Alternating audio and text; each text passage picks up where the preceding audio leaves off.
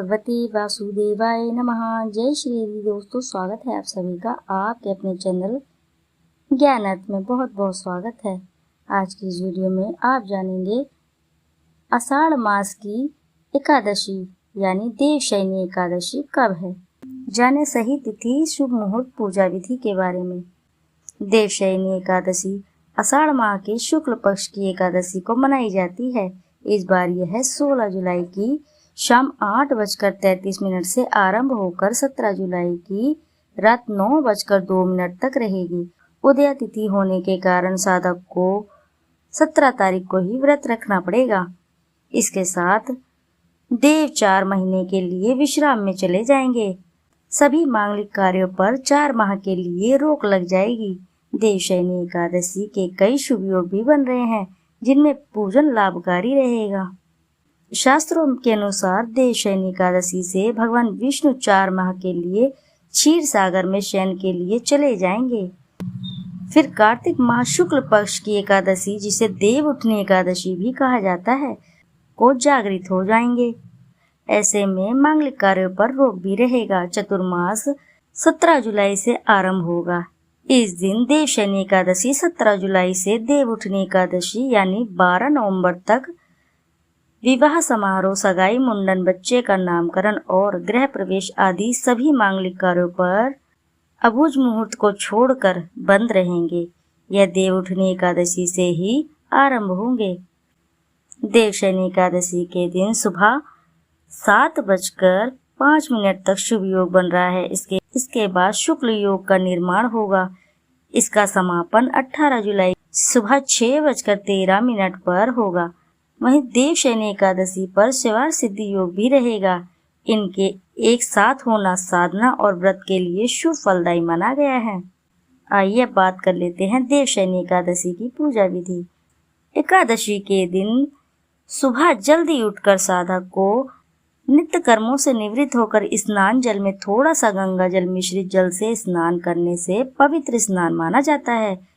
इस तरह का स्नान करने के पश्चात घर के मंदिर में दीप प्रज्वलित करें। भगवान विष्णु का गंगा जल से अभिषेक करें। भगवान विष्णु को पुष्प और तुलसी दल अर्पित करें। अगर संभव हो तो इस दिन व्रत भी रखें। भगवान विष्णु की आरती करें। भगवान को भोग लगाएं। इस बात का विशेष ध्यान रखें कि भगवान को सिर्फ सात्विक चीजों का ही भोग लगाया जाता है। भगवान विष्णु के भोग में तुलसी दल को जरूर शामिल करना चाहिए। ऐसा माना जाता है कि बिना तुलसी के भगवान विष्णु भोग ग्रहण नहीं करते हैं। इस पावन दिन भगवान विष्णु के साथ ही माता लक्ष्मी का पूजन भी अवश्य करें। इस दिन भगवान का अधिक से अधिक ध्यान करें, स्मरण करें और पूरा दिन भगवान विष्णु के ऊपर केंद्रित रहना चाहिए और माता लक्ष्मी के ऊपर भी आप केंद्रित कर सकते हैं। इस दिन माता लक्ष्मी की भी पूजा अवश्य ही करनी चाहिए। में आप श्रवण करेंगे देवशयनी एकादशी की पावन व्रत कथा। धर्मराज युधिष्ठिर ने कहा, हे केशव, आषाढ़ शुक्ल एकादशी का क्या नाम है? इस व्रत के करने की विधि क्या है और किस देवता का पूजन किया जाता है? श्री कृष्ण कहने लगे, हे युधिष्ठिर, जिस कथा को ब्रह्मा जी ने नारद से कहा था वही मैं तुमसे कहता हूँ। एक समय नारद जी ने ब्रह्मा जी से यही प्रश्न किया था। तब ब्रह्मा जी ने उत्तर दिया कि हे नारद, तुमने कलयुगी जीवों के उद्धार के लिए बहुत उत्तम प्रश्न किया है, क्योंकि एकादशी का व्रत सभी व्रतों में उत्तम है। इस व्रत से समस्त पाप नष्ट हो जाते हैं और जो मनुष्य इस व्रत को नहीं करते वे नरकगामी होते हैं। इस व्रत के करने से भगवान विष्णु प्रसन्न होते हैं। इस एकादशी का नाम पद्मा है। अब मैं तुमसे एक पौराणिक कथा कहता हूँ, तुम ध्यान लगाकर सुनो। सूर्यवंश में मंधाता नाम का एक चक्रवर्ती राजा हुआ करता था, जो सत्यवादी और महान प्रतापी था। वह अपनी प्रजा का पुत्र की भांति पालन किया करता था। उसकी सारी प्रजा धन धान्य से भरपूर और सुखी थी। उसके राज्य में कभी अकाल नहीं पड़ता था। एक समय उस राजा के राज्य में 3 वर्ष तक वर्षा नहीं हुई और अकाल पड़ गया।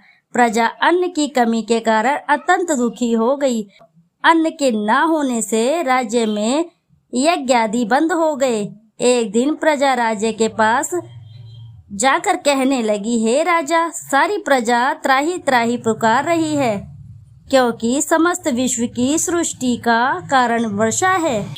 वर्षा के अभाव से अकाल पड़ गया है और अकाल से प्रजा मर रही है। इसलिए हे राजन, कोई ऐसा उपाय बताओ जिससे प्रजा का कष्ट दूर हो। राजा मंधाता कहने लगे कि आप लोग ठीक कह रहे हैं, वर्षा से ही अन्न उत्पन्न होता है और आप लोग वर्षा न होने से अत्यंत दुखी हो गए हैं। मैं आप लोगों के दुखों का समझता हूँ। ऐसा कहकर राजा कुछ सेना के साथ लेकर वन की तरफ चल दिया। वह अनेक ऋषियों के आश्रम में भ्रमण करता हुआ अंत में ब्रह्मा जी के पुत्र अंगिरा ऋषि के आश्रम जा पहुँचे। वहाँ राजा ने घोड़े से उतरकर अंगिरा ऋषि को प्रणाम किया। मुनि ने राजा का आशीर्वाद देकर कुशल क्षेम किए पश्चात उनसे आश्रम में आने का कारण पूछा। राजना ने हाथ जोड़कर विनीत भाव से कहा कि हे भगवान, इस सब प्रकार से धर्म पालन करने पर भी मेरे राज्य में अकाल पड़ गया है। इससे प्रजा अत्यंत दुखी है। राजा के पापों के भाव से ही प्रजा का कष्ट होता है, ऐसा शास्त्रों में कहा है। जब मैं धर्मानुसार राज्य करता हूँ तो मेरे राज्य में अकाल कैसे पड़ गया, इसके कारण का पता मुझको अभी तक नहीं चल सका।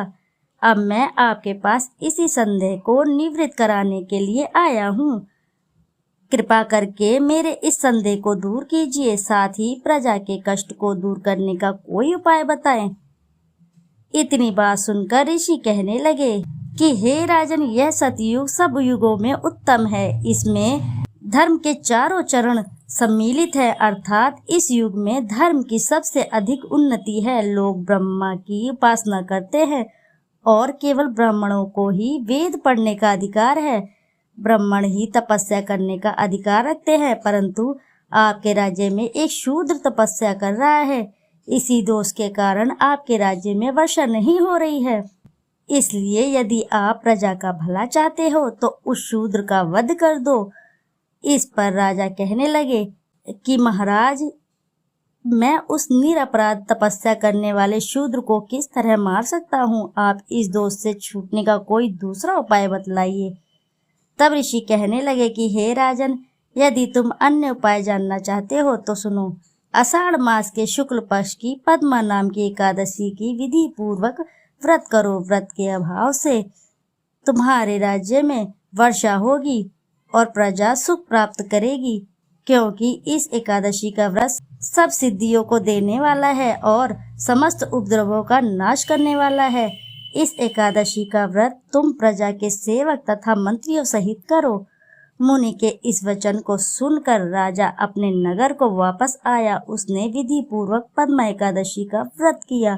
उस व्रत के प्रभाव से वर्षा हुई और प्रजा सुखी में रहने लगी। अतः इस मास की एकादशी का व्रत सभी मनुष्य को करना चाहिए। यह व्रत इस लोक में भोग और परलोक में मुक्ति को देने वाला है। इस कथा को पढ़ने और सुनने से मनुष्य के समस्त पाप को नाश और मोक्ष की प्राप्ति हो जाती है। तो बोलो प्रिय भक्तगणों, प्रेम से बोलो जय लक्ष्मी नारायण। प्रिय भक्तगणों, यदि आपको कथा कहानी अच्छी लगी है तो वीडियो ज़रूर लाइक करें और साथ ही चैनल को सब्सक्राइब करें और एक बार अपनी सच्ची श्रद्धा से कमेंट बॉक्स में ज़रूर लिख दें जय श्री लक्ष्मी नारायण। फिर मिलते हैं आपसे ऐसी किसी कथा कहानी में। तब तक के लिए नमस्कार।